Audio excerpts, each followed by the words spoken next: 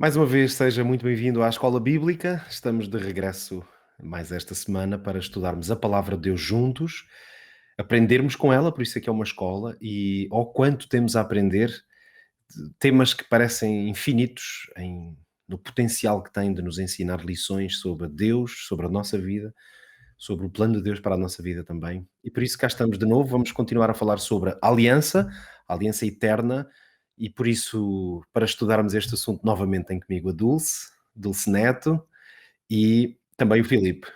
Olá, Filipe. Olá Pedro. Olá Pedro. E é isto, vamos então iniciar a nossa conversa. Nós temos tentado que estas conversas sobre a Bíblia e estas reflexões, no fundo, que fazemos aqui juntos, sejam realmente muito genuínas, isso pode acreditar. Nós, no fundo, não combinamos nada do que dizemos, estudamos cada um por si a palavra de Deus durante estes dias que antecedem aqui o nosso encontro, para que depois aqui realmente possamos fazer um tempo de partilha. Temos então as nossas habituais 4 rubricas que nos ajudam um bocadinho a situar e organizar o nosso tempo, e hoje vamos começar precisamente pelo destaque. Normalmente começamos no tema de hoje, e vamos focar-nos em Abraão novamente. Já falámos sobre ele aqui na semana passada, mas um pouco mais, enfim, um bocadinho mais rapidamente, ou há 15 dias talvez, e hoje vamos focar-nos realmente em Abraão, na aliança estabelecida por Deus com Abraão e o quanto podemos aprender com isso.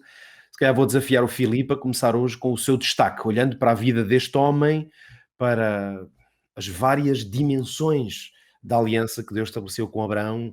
Filipe, qual é o destaque que tu propões? Olha, estas primeiras lições deste trimestre a mim têm-me entusiasmado bastante, desde logo por uma razão.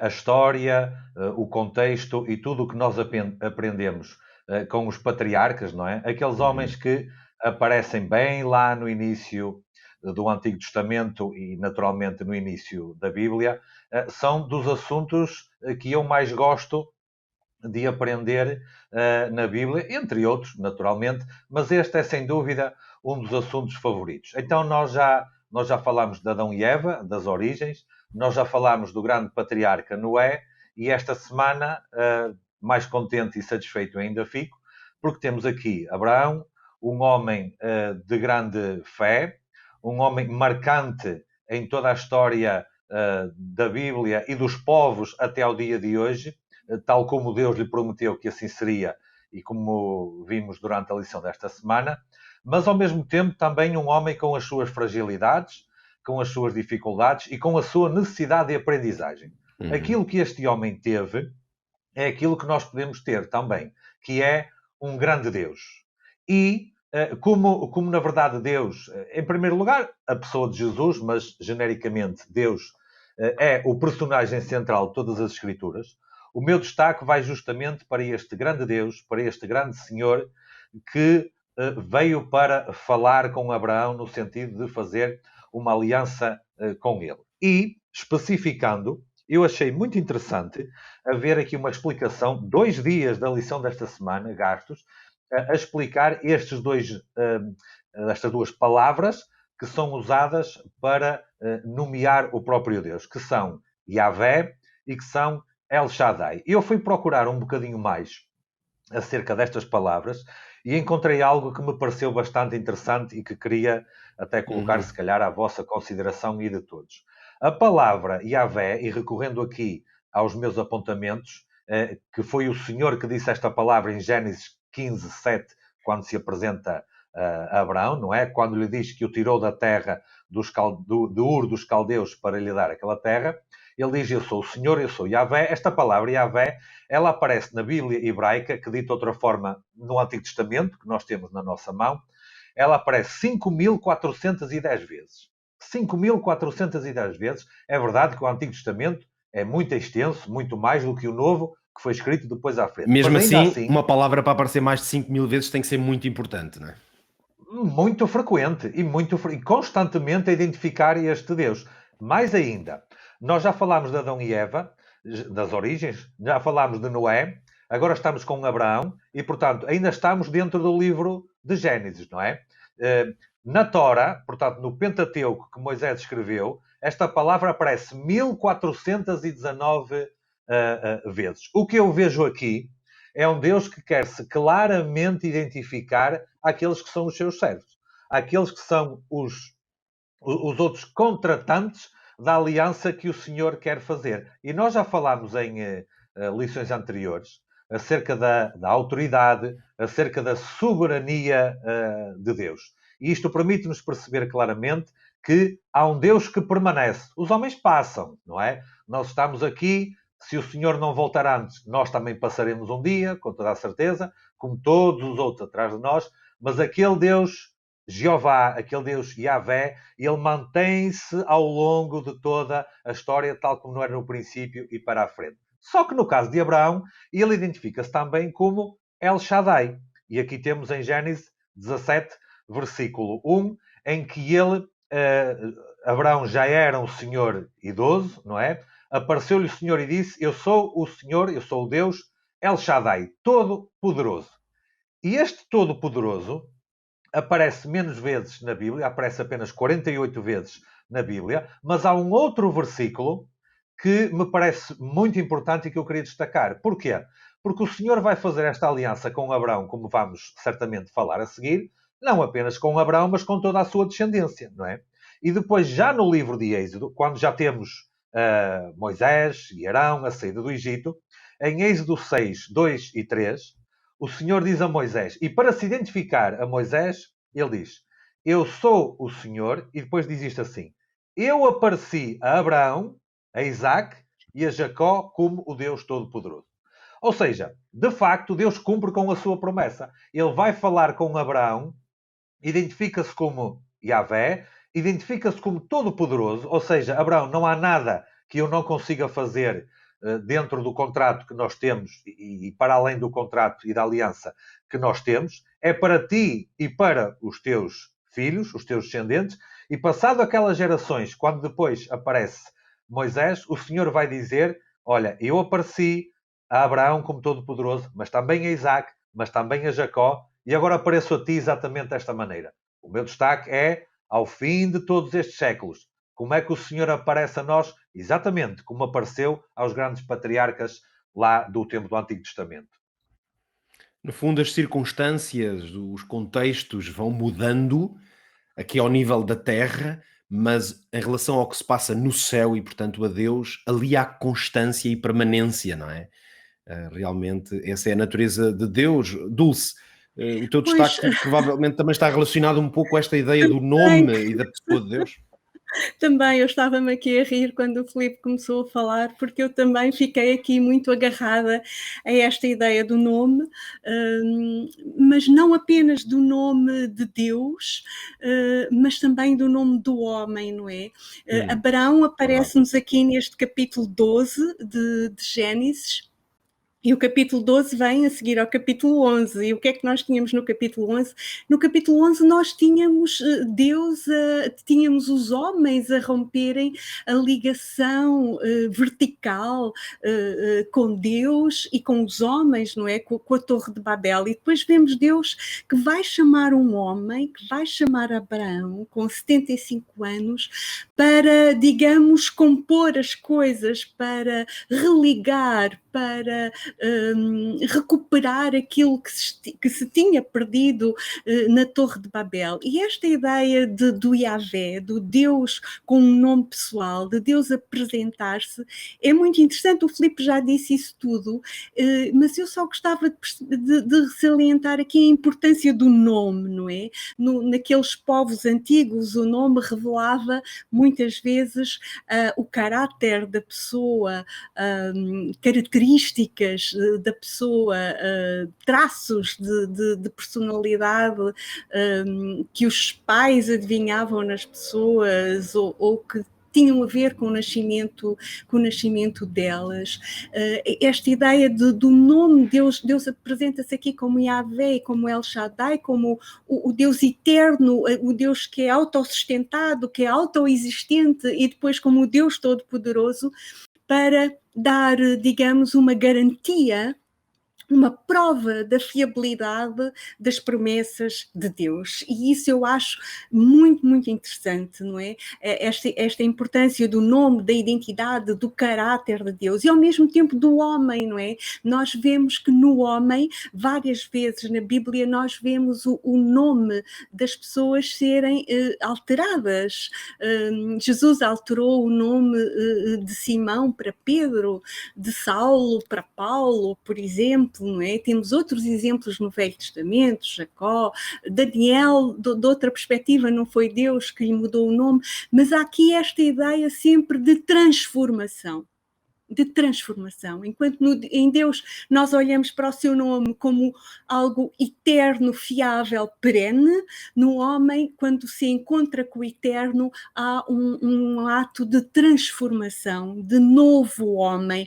E eu isso achei muito interessante, não é? Que Abraão fica com o seu nome alterado para Abraão, Sarai para Sara, e diz-nos em Apocalipse 2,17 que na nova terra nós teremos um novo nome.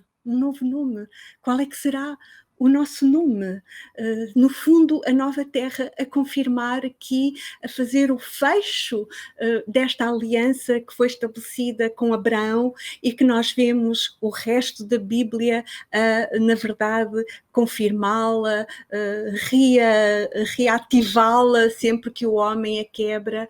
E isso achei muito interessante, até porque Jesus diz algo muito interessante. Ele diz: quando pedirdes, quando orardes, orai, e se pedirdes ao meu Pai em meu nome, isso vos será concedido. Por isso, o valor do nome como o valor do caráter e, neste caso, da fiabilidade de Deus. Eu achei isto muito, muito interessante aqui com Abraão, Deus a apresentar-se como Yahvé e como El Shaddai. Aliás, nós vemos, nós vamos estar muito em Gênesis 15, mais e 17, não é? Mas o chamado de Abraão começa já em Gênesis 12, e é muito interessante que Deus diz: sai da tua terra, da tua parentela e da casa de teu pai e vai para a terra que eu te mostrarei. E depois Deus diz-lhe: e farei de ti uma grande nação e te abençoarei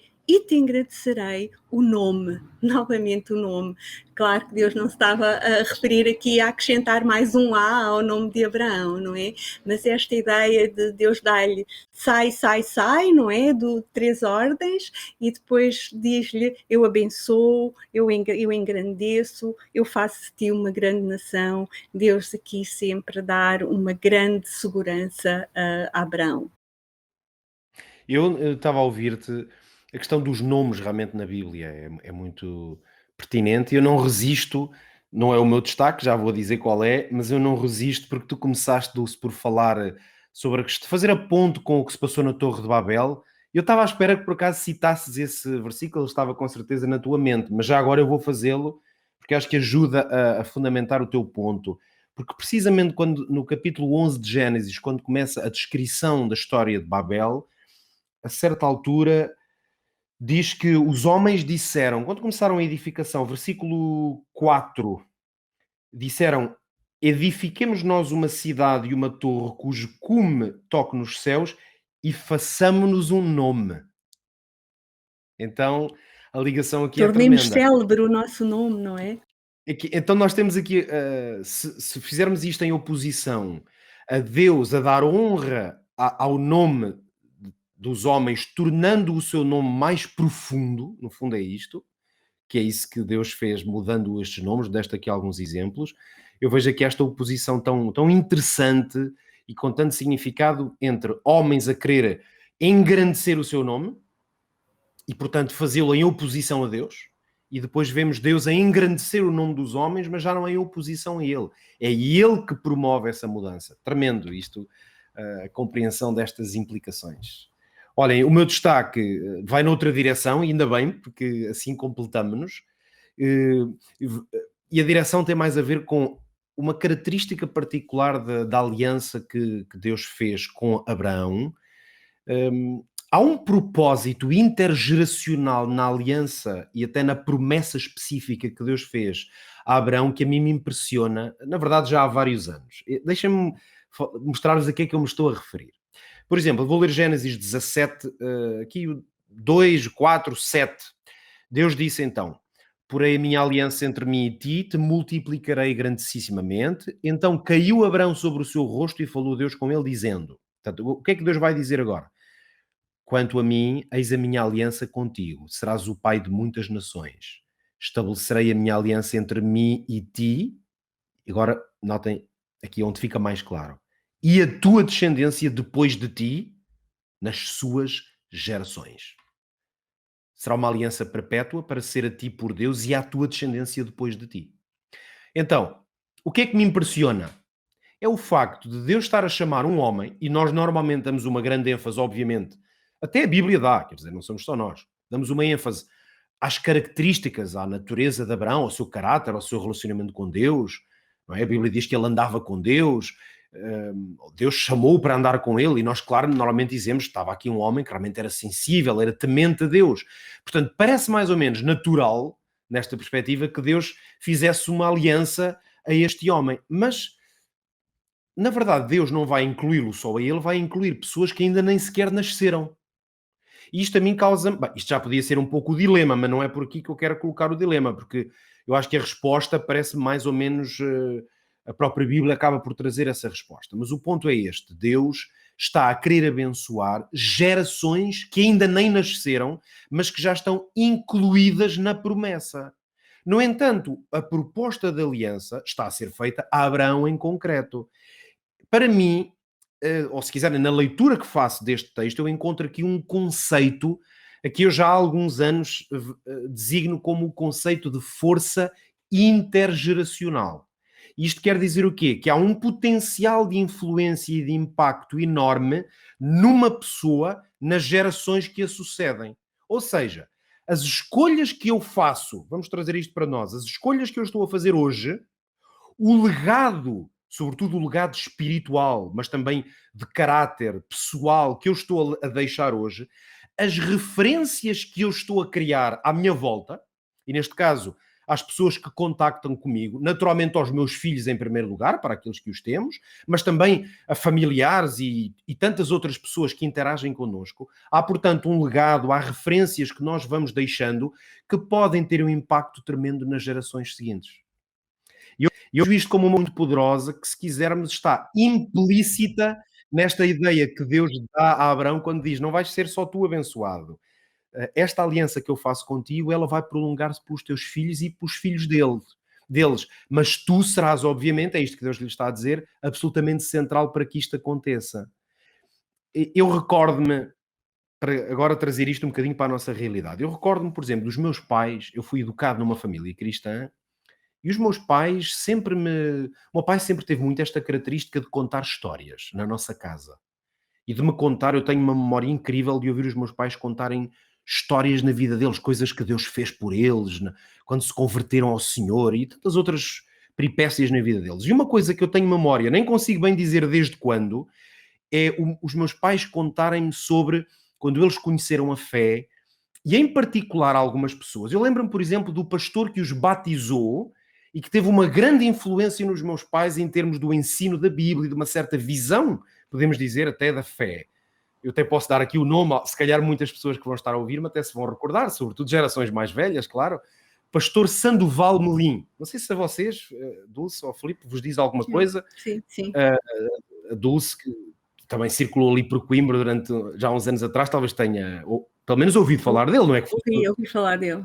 Não é que fosse no tempo dele. Reparem, eu nunca conheci o pastor Sandoval, mas eu nasci numa geração com pessoas à minha volta, a começar pelos meus pais, mas não só, que eu percebi desde miúdo que aquele homem tinha tido uma influência tremenda sobre eles. E, portanto, o que é que isto me fez a perceber? Eu nunca conheci aquela pessoa e ela está a ter influência na minha vida. Porque a maneira como eu estou, no fundo, a receber informação e educação cristã também tem a ver com o impacto, a força intergeracional que ele gerou. Porque atravessou gerações e hoje eu vou tendo alguma, obviamente, como todos nós, algum impacto geracional nos meus filhos e outros jovens e pessoas à minha volta, e no fundo eu estou a ser herdeiro dessa força que vem de trás. E, portanto, eu acho extraordinário nós pensarmos que se nós tomarmos a decisão de vivermos em aliança com Deus, isso vai causar impacto noutras pessoas. Na Bíblia é impossível esquecer, por exemplo, o caso de Davi, que depois da vida de Davi, nós vemos vários reis a quem o Senhor apareceu, ou através dos profetas, e disse, por exemplo, tu não andaste nos caminhos do teu pai Davi, não é?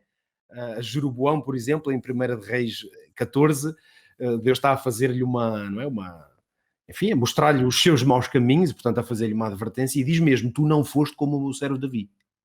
Portanto, Davi está a servir de referência, de padrão, não é? Mas a Salomão, quando Deus tenta fazer com ele também, claro, uma aliança, vai dizer-lhe, 1 de Reis capítulo 3, se tu andares nos caminhos e guardar os meus estatutos, como andou Davi teu pai, eu prolongarei os teus dias na terra. Um exemplo clássico de uma aliança que Deus está a fazer com um homem, mas está a usar como referência para essa aliança alguém que viveu no passado. Portanto, eu acho extraordinário que a aliança com Abraão é uma coisa intergeracional. E depois nós que lemos a história, Abraão já não teve a oportunidade de conhecer a história toda, mas nós lemos a história e vemos que teve mesmo, não é? Portanto, acho isto muito interessante. Pedro, posso complementar? Claro. Comentem se acharem que vale a pena a reflexão. Entendo que muito provavelmente vem mesmo a propósito do que acabamos de dizer, porque quando Deus, depois com Moisés, naquele texto que eu referi, ele se vai identificar novamente como o Todo-Poderoso, ele fala de Abraão, fala de Isaac e de Jacó, o que tem a ver justamente com essa bênção estendida à descendência. Agora, alguém poderá pensar, ok, então Abraão é o pai, depois vem o filho, depois vem o neto. Isto tem a ver aqui com uma descendência biológica a partir de Abraão. E se calhar eu, hoje, ao fim destes séculos todos, não tenho muito a ver com isso. Talvez tenha, por uma razão muito simples. Em João, no capítulo 8, recorrendo aqui a uma história que não vou nem de perto nem de longe agora debruçar-me sobre ela, recorrendo aqui a uma história em João 8, em que o próprio Jesus está a ter aqui uma conversa com os líderes daquele tempo e estava a repreendê-los e até a criticá-los de certa forma, em sua defesa, eles responderam e disseram a Cristo, João 8,39, nosso pai é Abraão. Ora, é evidente que a irmã White até fala que eles apelavam muito ao orgulho nacional, etc., não é? Mas a frase deles é, nosso pai é Abraão. Resposta de Jesus, se fosseis filhos de Abraão, nem importa agora o resto, mas o que o Senhor está a dizer é, se fosseis, ou seja, quer dizer que não eram. Depois em Romanos, não vou lá pedir agora para lermos, para ganhar tempo, em Romanos sabemos que não é judeu aquele que é na carne, mas aquele que é no Espírito. Então, na verdade, quem são os descendentes de Abraão? Aqueles que ainda hoje estão dispostos a ser beneficiários dessa mesma aliança que Deus fez com Abraão. Porque ela é extensível a todos aqueles que espiritualmente, aqueles que religiosamente, se quiserem, religiosamente não é a melhor palavra, espiritualmente talvez seja a melhor, querem apropriar-se também dessa mesma aliança que o Senhor fez com Abraão. E esses são os descendentes espirituais de Abraão, a quem o Senhor estende e cumpre com a sua promessa que fez com Abraão, não apenas tu, mas todos os outros que seguirem na mesma linha espiritual, esses são os teus descendentes e a grande nação, para além da nação ou das nações biológicas ou de carne que saíram a partir de Abraão, como é evidente. Estes ainda mais, de uma forma mais vincada, porque estes são hoje aqueles que têm aliança com Deus da mesma forma como Abraão tinha no tempo lá atrás.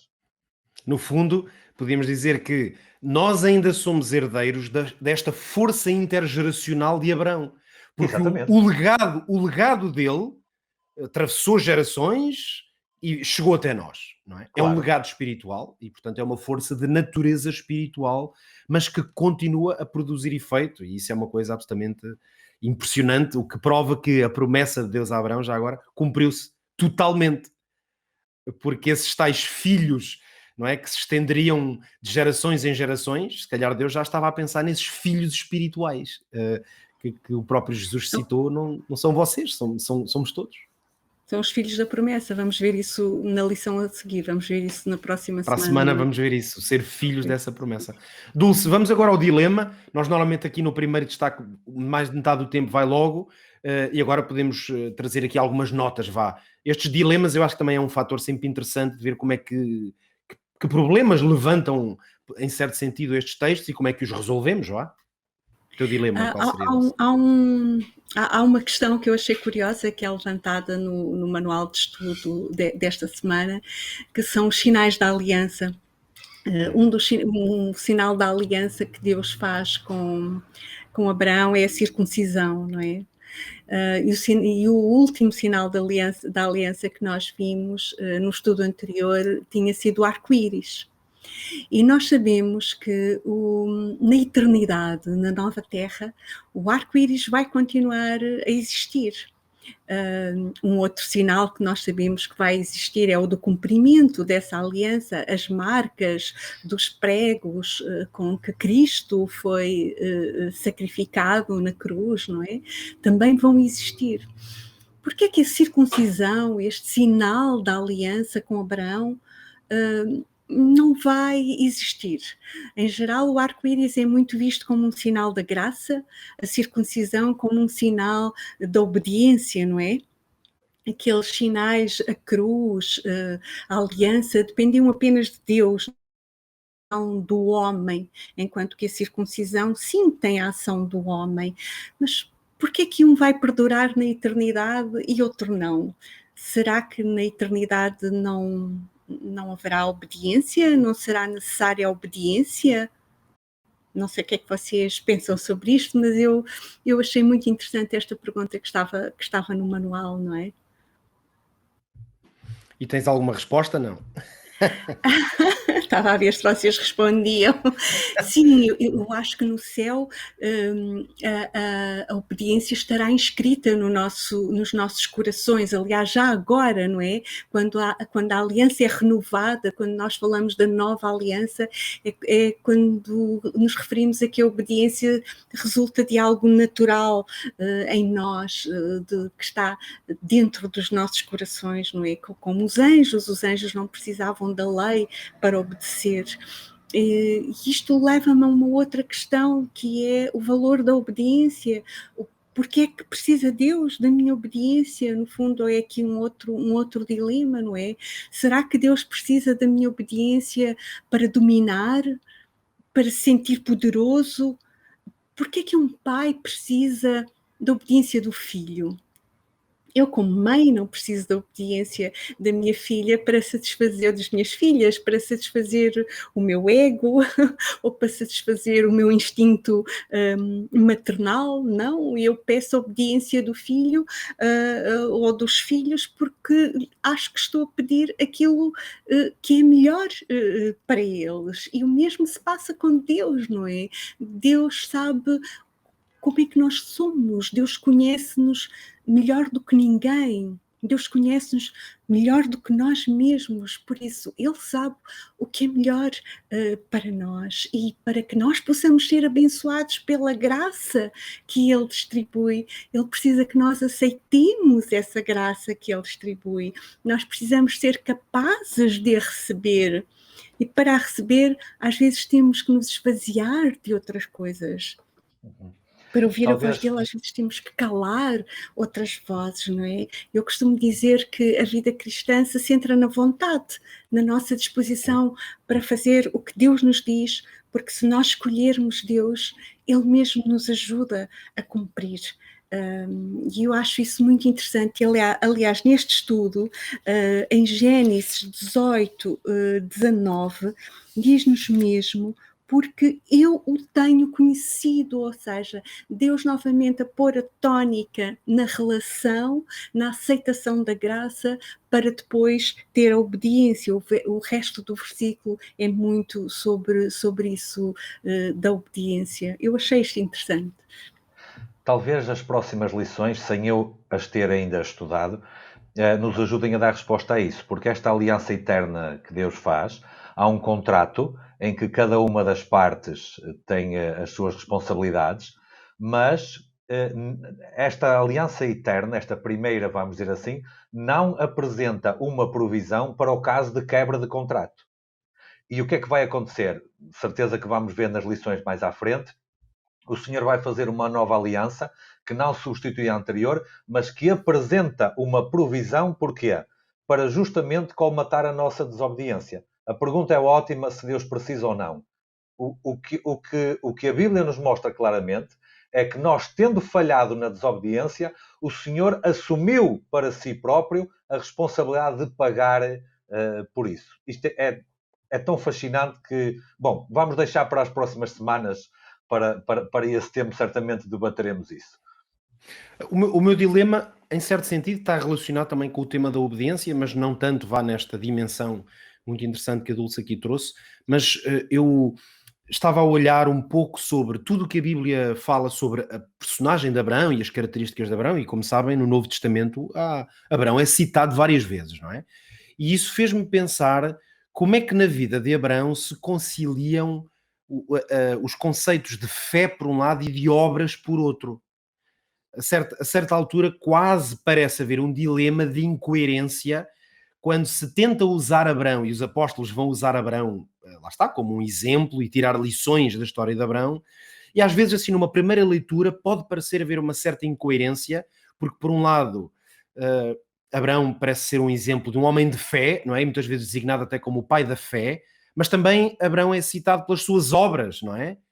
Então isto fez-me lembrar um pouco deste aparente conflito aqui. Eu estava, por exemplo, a lembrar-me de Hebreus 11, deixem-me ler aqui 2 versículos, por exemplo, Hebreus 11, 8 e 11, os versículos do apóstolo dizem assim: pela fé, Abraão sendo chamado, obedeceu. Já estão aqui os 2 elementos, não é? Pela fé, mas obedeceu, indo para um lugar que havia de receber por herança. E depois o versículo 11 diz que pela fé, também a mesma Sara, portanto agora refere-se à mulher de Abraão, recebeu a virtude de conceber e deu à luz já fora da idade, porquanto teve por fiel aquele que lhe tinha prometido.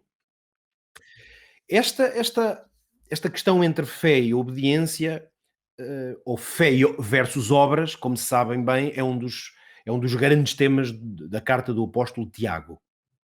E Abraão também é citado precisamente dentro do dilema, por isso eu senti-me um bocado aqui na linha dos apóstolos, neste caso Paulo, Tiago, porque no fundo eu diria que eles também estavam mais ou menos a tentar resolver este dilema. Vou citar aqui mais alguns versículos, que acho que isto é mais útil do que eu estar só a discorrer. Tiago 2, vários versículos ali em Tiago capítulo 2, não é? Vou ler o 14, 17, depois ali do 21, para percebermos um bocadinho o contexto. Diz o apóstolo Tiago: meus irmãos, que aproveita se alguém disser que tem fé e não tiver obras. Porventura a fé pode salvá-lo, assim também a fé, se não tiver obras, é morta em si mesmo. Este digamos que é aquele grande paradigma de Tiago, não é? E depois vem Abraão, lá está, que é usado como um exemplo desta dicotomia aqui. Porventura, versículo 21, porventura o nosso pai Abraão não foi justificado pelas obras quando ofereceu sobre o altar Isaque? Bem vês que a fé cooperou com as suas obras. E agora vem aquilo que eu considero ser a resolução do dilema. Isto para ganhar tempo, nós já estamos quase perto do final. Cumpriu-se a escritura que diz: e creu Abraão em Deus e isso foi-lhe imputado como justiça, e ele foi chamado o amigo de Deus. E eu digo sinceramente, estava mesmo a pensar neste dilema e como é que eu ia resolver, e quando releio este versículo, digo: cá está. A solução, no fim de contas, está para mim, acaba por estar nisto. O dilema na aparente contradição entre se o valor está na fé ou está nas obras é ser amigo de Deus. Porque quando eu tenho uma ligação de amizade com Deus, as obras não são uma tentativa de comprar Deus. Porque eu posso tentar comprar uma cunha, posso tentar comprar um patrão para ver se ganha alguma coisa. Agora, comprar um amigo é uma ideia que nem faz sentido, pois não? Porque se o amigo já é meu amigo, eu não vou precisar de lhe pagar nada para que ele haja em meu favor. Porque um amigo é isto mesmo. É alguém que age de forma benévola e altruísta. Então eu acho que o dilema aqui se resolve com a ideia de amizade profunda. Abraão é muito amigo de Deus e Deus é amigo deles, então não é uma questão de quem deve a quem, eles querem andar juntos. Pelo menos a minha reflexão foi esta. Filipe, talvez tu pudesses trazer aqui também o teu dilema, para nós quase terminarmos. Muito bem, muito rapidamente o meu dilema tem a ver com aquela explicação que fizemos há pouco do significado de El Shaddai, que é o Deus Todo-Poderoso. Em Gênesis 17, dos versículos 4 a 10, quando o Senhor fala com Abraão, o Senhor usa expressões como estas, que eu vou ler, não vou ler o texto todo, claro, vou ler as expressões que o Senhor aplica a Abraão. Serás o pai de muitas nações, por pai de muitas nações te tenho posto, te farei frutificar, de ti farei nações, a tua descendência depois de ti em suas gerações, a tua descendência depois de ti, e esta expressão, a tua descendência, repete-se 4 vezes. Contudo, logo no início do capítulo 17, nós vemos que Abraão tinha 99 anos de idade, e antes, no 11, já tínhamos visto que Sara era estéril, 11:30, capítulo 11, versículo 30, nós já tínhamos visto que Sara era estéril e que não tinha filhos. Então, como é que vamos resolver isto? Então, ele vai ter uma grande descendência, grandes nações vão sair dele, e ele já estava um homem idoso e a sua esposa era estéril? Pois bem, a Maria, no Novo Testamento, também foi dito que ela iria engravidar e ela não tinha se deitado com nenhum homem, era solteira ainda. E qual é o fator importante aqui que resolve o dilema? É justamente o Senhor El Shaddai, que se identifica o poder atrás. De Deus. Todo-Poderoso. E assim foi. E Abraão, até ao dia de hoje, milhões e milhões de pessoas existem à face da terra, descendentes de Abraão, tal e qual Deus tinha dito que ia acontecer. Muito interessante, sem dúvida.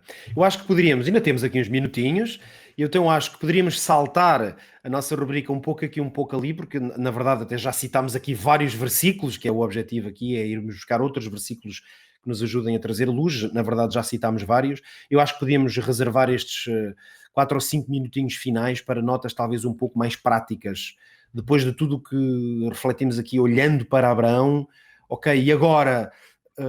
como é que alguém que nos está a ouvir neste momento, que lida com os seus próprios dilemas e vê o Senhor, percebe que o Senhor está a propor-lhe uma parceria e uma aliança, como é que nós podemos dar alguma palavra, alguma exortação, alguma dica, quem sabe até prática, que seja útil a quem nos ouve? Dulce, se calhar comece por ti.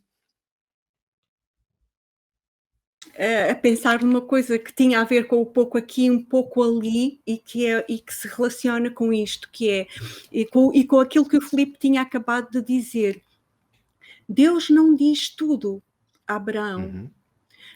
Reparem, não é, que ele só lhe muda o nome quando ele já tem 99 anos e chamou aos 75. Não lhe dá logo o filho, ele espera 24, creio eu, 24, 25 anos até ter Isaac. Deus diz-lhe, vai para Canaã, mas não lhe diz por onde logo. É algo progressivo. E Deus chama-nos também. Se calhar, às vezes, não temos um chamado tão forte, tão intenso e tão difícil como este de Abraão, em que teve que deixar tudo, mas deixou por fases. Primeiro sai de Ur dos Caldeus e vai para Arã, e depois é que sai da Arã e daquela civilização dos 2 rios, e então sim, entra numa nova civilização, uma nova cultura. Primeiro deixa a família, depois sim deixa a família mais chegada, porque ele primeiro ainda vai com o pai, e com o irmão e com o sobrinho, e depois do pai morrer, então ele parte só com o filho. Por isso há etapas. E não devemos desanimar na nossa caminhada cristã, porque a nossa caminhada cristã é um processo, é de etapas. Jesus mesmo disse aos discípulos que não lhes poderia dizer, tinha muita coisa para lhes dizer, mas não poderia dizer porque eles não o iriam suportar. Mas esta ordem que Deus dá a Abraão, sai, e diz 3 vezes, não é? Sai da tua parentela, da casa dos teus pais, sai da tua terra, é uma ordem que ecoa ao longo da Bíblia toda e dos séculos, e nós vemos que no final da Bíblia, no final dos tempos, vemos isso novamente em Apocalipse, sai. Por isso esta caminhada com Cristo implica sempre que nós deixemos algumas coisas e muitas vezes hesitamos. E muitas vezes temos medo de deixar aquilo que Deus nos pede para nós deixarmos. Deus tinha algo muito melhor para Abraão e Deus tem algo muito melhor para cada um de nós. E eu tinha um desenho para mostrar, mas não sei como partilhar o meu ecrã. E é um desenho muito infantil. Se calhar vão se rir de mim. Como eu não consigo mostrar, eu vou descrevê-lo.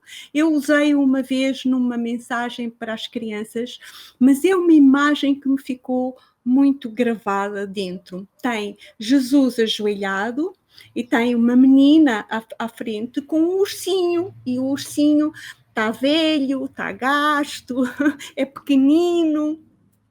E Jesus pede-lhe o ursinho e a menina diz: "Oh Deus, oh Jesus, mas eu gosto tanto dele", e agarra-se ao ursinho. E atrás das costas, Jesus tem um urso muito maior, novo, bonito, etc. Isto que parece uma coisa infantil, eu acho que é uma imagem que nos pode ajudar nos nossos dias, no nosso dia-a-dia, sempre que pensamos que aquilo que Deus nos está a pedir é algo muito difícil, que nós nos possamos animar pensando que aquilo que Deus tem para nos dar é muito maior do que tudo o que nós possamos largar. Deus não pede que nós larguemos nada, mas nada que seja fundamental para a nossa salvação. E a promessa dele, com a garantia do nome dele, é muito maior de tudo o que nós possamos ter, como vimos na história de Abraão. Obrigado, Ilse. A tua descrição da imagem foi perfeita, conseguimos quase vê-la. Pode ser que depois aqui a edição, a equipa aqui de edição da Escola Bíblica consiga talvez colocar a imagem. Depois vamos ver isso. Filipe, uma nota prática para terminarmos? O autor da lição nesta semana deu destaque a Gálatas 3, versículo 7, onde diz que aqueles que são da fé, esses é que são os filhos de Abraão. Repito, os que são da fé são os filhos de Abraão. Num outro contexto, em Gênesis 18, quando o Senhor diz que tem conhecido a Abraão, o que é que o Senhor diz? Ele diz o seguinte, versículo 18 de Gênesis: "Eu sei que ele há de ordenar a seus filhos e à sua casa depois dele, para quê? Para que guardem o caminho do Senhor, para agir com justiça e juízo." Então, queremos ser da mesma fé de Abraão? Queremos ser filhos espirituais de Abraão? Queremos passar isso também à nossa descendência? Então, ensinemos os nossos filhos, a nossa casa e a casa que vem depois de nós, para guardar o caminho do Senhor, para agir com justiça e para agir com juízo, que é para recebermos o mesmo elogio que o Senhor deu a Abraão aqui. Sem dúvida. Foi bom este tempinho que passámos aqui juntos. Muito obrigado mais uma vez aos dois. Uma belíssima conversa em redor da Palavra de Deus. A si, prezado irmão, amigo, que está connosco aqui na Novo Tempo, ou mesmo que nos ouve na Rádio RCS, ao falarmos sobre Abraão, de uma maneira especial, na sua promessa, naquilo que Deus estabeleceu com ele. Lembre-se que à sua volta, com certeza, existem pessoas que podem ser influenciadas positivamente pelo seu relacionamento com Deus e pela sua aliança com Ele. E por isso deixamos-lhe este desafio de ser uma influência positiva para outras gerações. É isto que temos estado aqui a dizer de diferentes maneiras. Poderão ser os seus filhos, em alguns casos, mas noutros podem ser colegas de trabalho, irmãos na fé, amigos, quem sabe até jovens, pessoas de outra geração. Há tantas formas de nós sermos uma influência positiva.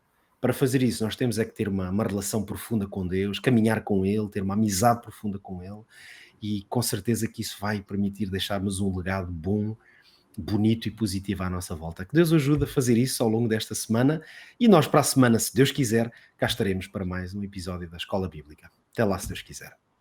Até mais. Até para a semana.